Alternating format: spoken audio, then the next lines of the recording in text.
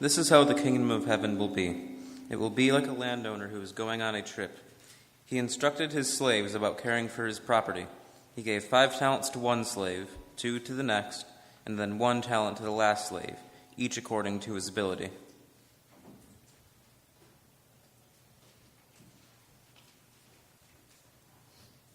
Then the landowner left. Promptly, the man who had been given 5 talents went out and traded his 5 talents for 10.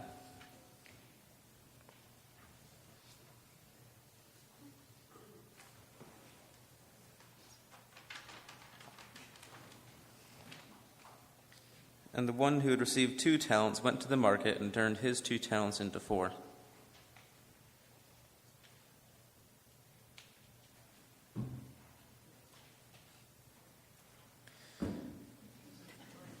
And the slave who had received just 1 talent, she dug a hole in the ground and buried her master's money there. Eventually, the landowner came back from his travels, found his slaves, and settled up with them. The slave who had been given 5 talents came forward and told the landowner how he'd turned 5 into 10. Then he handed the whole lot over to the landowner. Excellent. You've proved yourself not only clever, but loyal. You've executed a rather small task masterfully, so now I'm going to put you in charge of something larger. Hey.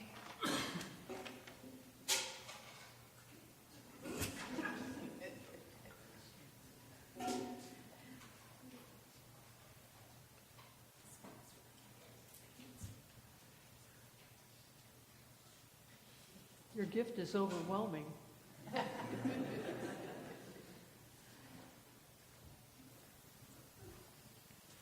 Then the slave who had been given 2 talents came forward and told his master how he'd turned 2 into 4, and he handed all 4 talents to the landowner.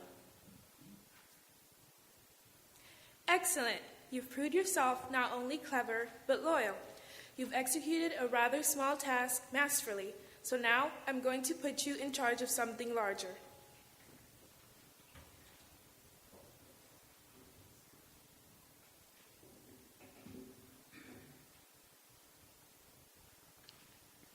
Finally, the slave who had been given 1 talent came forward.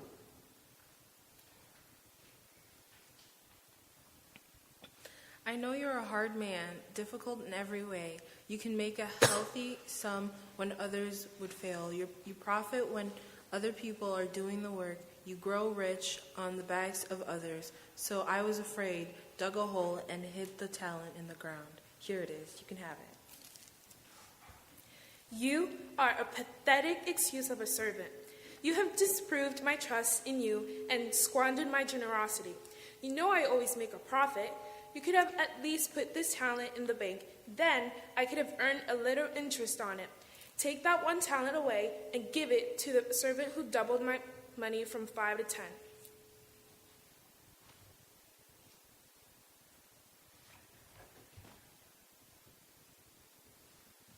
You see, everything was taken away from the man who had nothing, but the man who had something got even more. And as for the slave who made no profit but buried his talent in the ground, the landowner ordered his slaves to tie him up and throw him outside into the utter darkness where there is miserable mourning and great fear.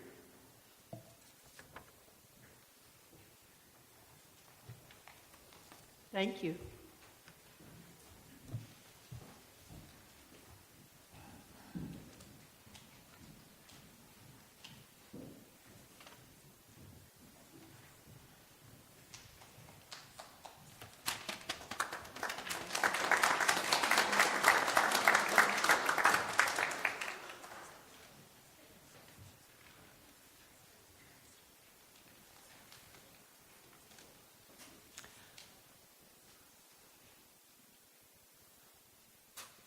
Many of you know that I submitted a grant proposal in September. I have been studying and working on trying to make the words that I preach each Sunday to you better and better. And I was very excited to try to take that work in a new direction with the assistance of the grant. But this week I found out that the grant was denied. This has been a particularly painful experience for me because I not only put myself through a great deal as well as my family, but our church has done a great deal in preparation for this. Meetings have been held. Preparations have been made in case the grant would have been approved. And painful words have also been said. It's been a difficult time for me, and I have appreciated your support through this more than you can know. Our story for today is a story that's probably familiar to many of you. The story you just saw enacted, the story of the talents. This is a story that Jesus taught his disciples right before he went to the cross. It's one of the very last stories in the book of Matthew. And in the story, you probably noticed that a very wealthy landowner gave away a fortune to 3 of his servants. One of them received 5 talents, one received 2, and one received 1. But even the one that received 1 talent received as much wages as he would ever need to have for the rest of his life. So what that landowner did was give away a fortune.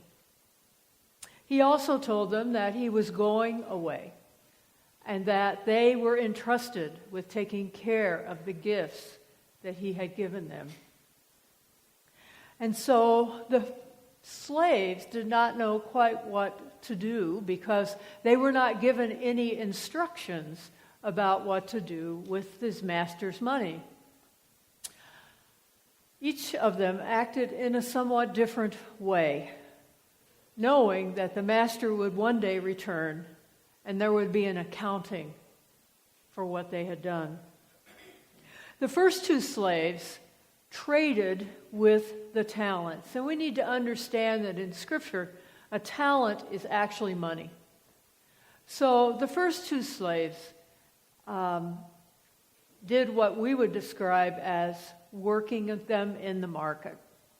They took them to the market and they traded with them. And in order to get the kind of return that they got, which was double what they were given, they would have had to take very big risks with that money because they did not know when the master was going to return. It could be 1 day, it could be 5 weeks, it could be 25 years.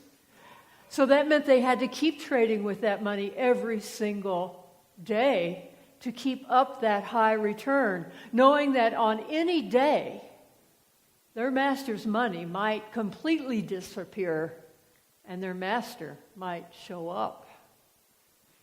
The third slave did what most of us would do, probably. Did what everyone in Jesus' day would have done. That slave took the 1 talent and hid it in the ground. People in ancient times often buried money in the ground to keep it safe. And this slave did not want anything to happen to his master's money. He didn't squander it.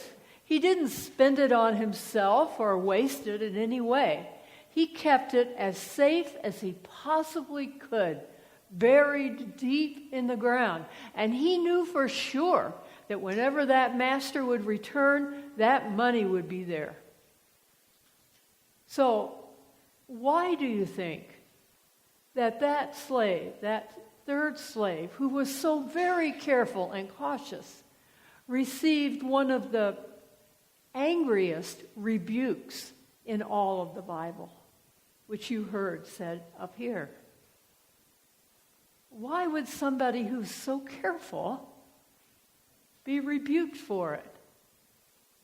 Well, let's look at this another way. What do you think would have happened if the 2 slaves who were trading with their money and taking large risks every day had nothing when their master returned? Do you think they would have been rebuked? I don't think so. I really don't think so. I think the master would have understood the risk that they took and maybe even applauded them for their work. Sorry, of course, that their work had not produced the abundance that they hoped, but understanding that they were willing to take that risk. Why? Doesn't this all sound kind of backwards to you and me? Well, it seems that this whole story is about trust.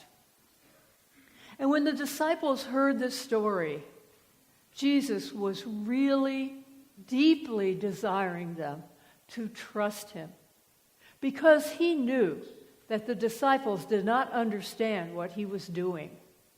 They didn't understand why he kept thrusting himself out into dangerous places, why he kept saying things that upset people, why he was so intent on heading for Jerusalem, where he might be attacked and hung on a cross, instead of walking the roads of Galilee, where people were enjoying his teachings. The disciples couldn't have possibly understand what Jesus was doing. And so Jesus was asking them to trust him, but he also was trying to teach them something very important.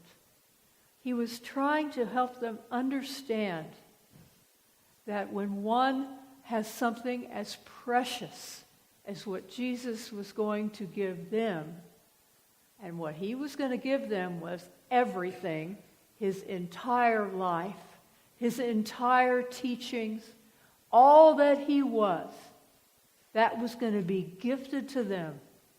He wanted them to understand that their job wasn't to bury it in the ground.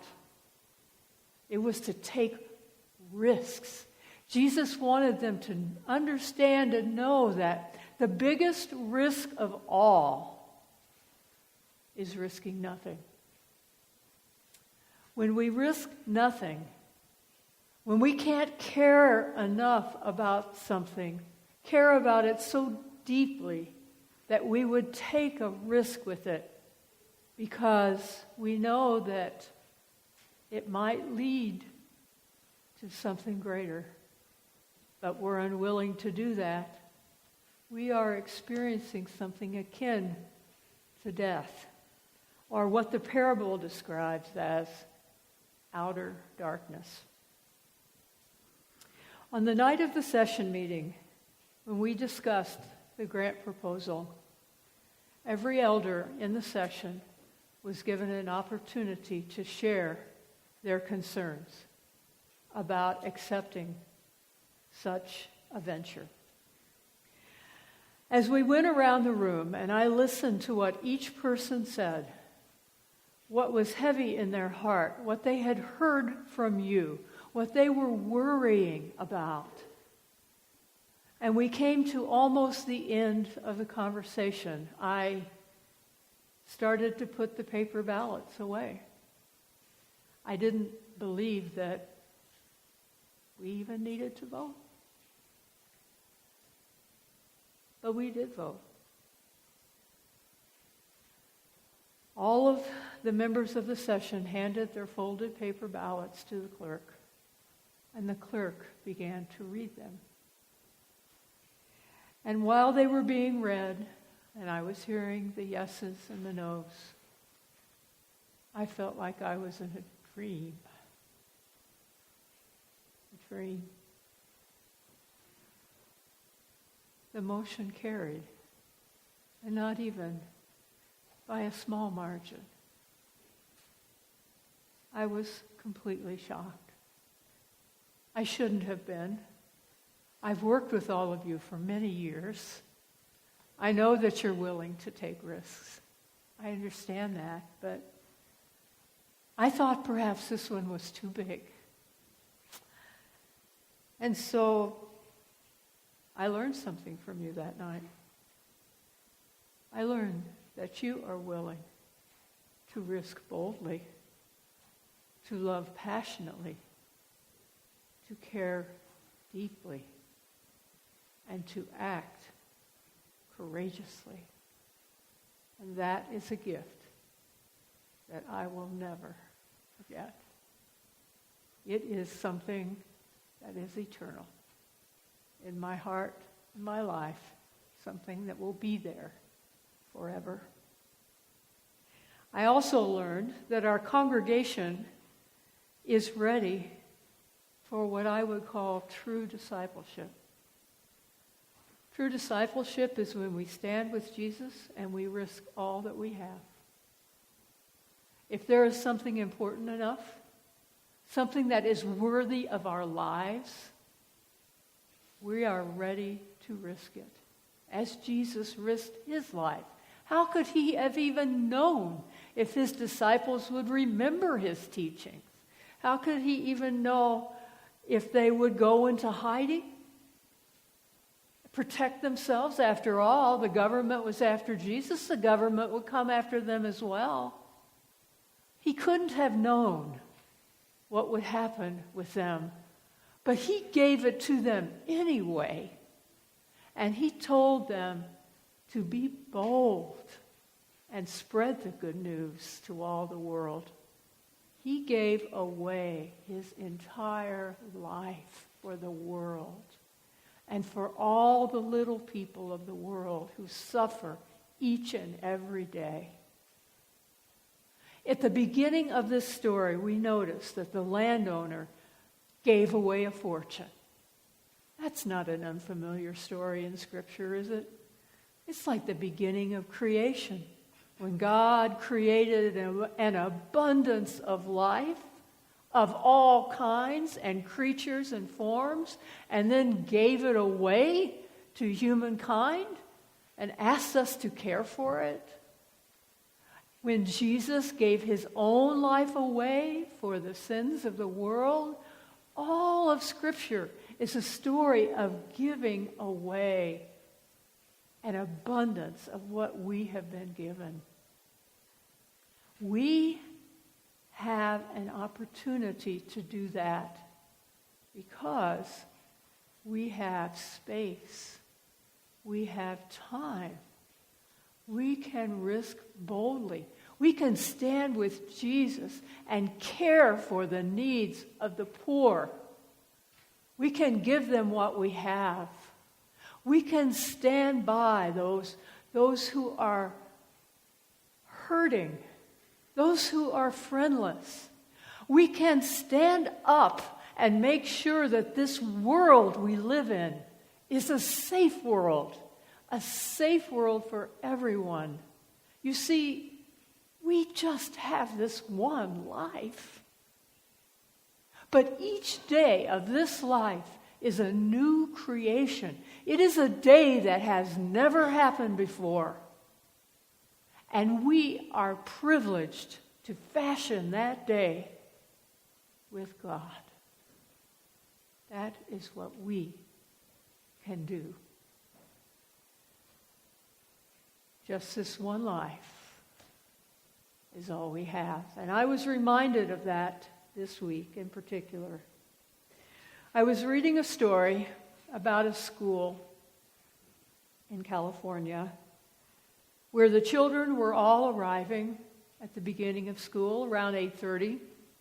They were being greeted by their teachers at the front door, and their parents were saying goodbye to them. They were all starting to filter into the school when all of a sudden a person came up to the school grounds with a truck and began to ram the truck through the fence that surrounded the school. When that happened, right away, all of the staff of the school went straight into action. They started to move those children inside. They started to put them into safe places. They started to lock the doors. And when they were in the midst of doing that, the custodian, who was in the back of the school, was shepherding children in too, to get them into safe places. And while he was doing that, he walked around the corner of the school and took a peek at what was going on, and he saw that there was a shooter approaching. And that custodian went out of the school building and around that corner, and he drew that man's fire. he distracted him. He was shot at also, but the gun jammed. And by the time the gun jammed and the shooting was over, all the kids, all the teachers, everyone was safe and sound inside that school. Thanks be to God. That custodian saved dozens of lives. And you know, it's a story that's hard to find in the papers. I had to dig around and look through several sources before I heard the whole story. We don't even know his name. He didn't want his name to be publicized. We only know what he did. And what he did is a gift that will last forever, for an eternity. He was there at that moment and that time, and he took a risk, and he saved lives. We also are in moments and in times in our everyday life where we have the opportunity to fashion a new day with God. And that new day with God might involve risks. It might involve protecting some of God's precious people. I am so sorry that I did not receive that grant. But I know there is work to be done. There's work for all of us to do. And I pray that God will give us all the strength that we need to save and protect and care for all of God's people in this earth, now and always.